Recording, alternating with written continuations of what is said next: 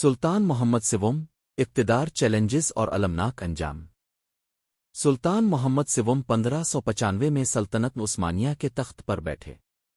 وہ اپنے والد مراد سوم کے بعد تخت نشین ہوئے اور ان کا دور حکومت تقریباً 8 سال پر محیط تھا۔ محمد سوم کا دور کئی لحاظ سے چیلنجز اور سخت فیصلوں سے بھرا رہا۔ ابتدائی زندگی اور تخت نشینی۔ محمد سوم 26 مئی 1566 کو پیدا ہوئے۔ وہ مراد سوم کے بیٹے تھے اور اپنی جوانی زیادہ تر محل میں گزارنے پر مجبور رہے جیسا کہ عثمانی روایت تھی۔ جب وہ 1595 میں سلطان بنے تو سب سے پہلے انہوں نے سلطنت کی روایتی رسم کے تحت اپنے 19 بھائیوں کو قتل کروا دیا تاکہ تخت کے لیے کسی قسم کی بغاوت نہ ہو سکے۔ فوجی مہمات اور فتوحات۔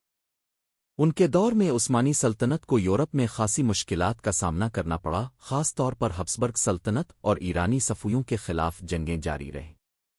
ان کے عہد میں سب سے نمایاں جنگ 1596 کی جنگ قریطش ای تھی، جہاں عثمانی فوج نے ہبسبرگ سلطنت کو شکست دی۔ محمد سوم خود اس جنگ میں شریک ہوئے، جو عثمانی تاریخ میں ایک نایاب مثال تھی کہ سلطان نے خود میدان جنگ میں قیادت کی۔ سلطنت کے اندرونی مسائل۔ محمد سوم کے دور میں سلطنت اندرونی مسائل کا شکار رہی۔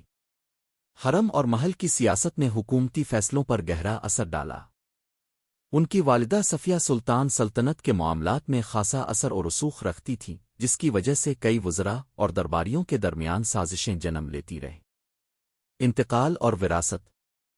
1603 میں محمد سوم کا انتقال ہو گیا اور ان کے بعد ان کے بیٹے احمد اول تخت نشین ہوئے۔ ان کا انتقال قدرتی وجوہات کی بنا پر ہوا، لیکن کہا جاتا ہے کہ وہ ذہنی دباؤ اور حکمرانی کی مشکلات کی وجہ سے زیادہ عرصہ نہ جی سکے۔ سلطان محمد سوم کی حکمرانی کو زیادہ تر ایک عبوری دور سمجھا جاتا ہے، جہاں سلطنت کو اندرونی اور بیرونی چیلنجز کا سامنا تھا۔ تاہم ان کی قیادت میں عثمانیوں نے کئی اہم فتوحات حاصل کیں اور ان کے بعد آنے والے حکمرانوں نے انہی بنیادوں پر سلطنت کو مزید وسعت دی۔ اگر آپ کو یہ ویڈیو پسند آئی ہے تو ویڈیو لائک کریں اور چینل کو سبسکرائب کریں۔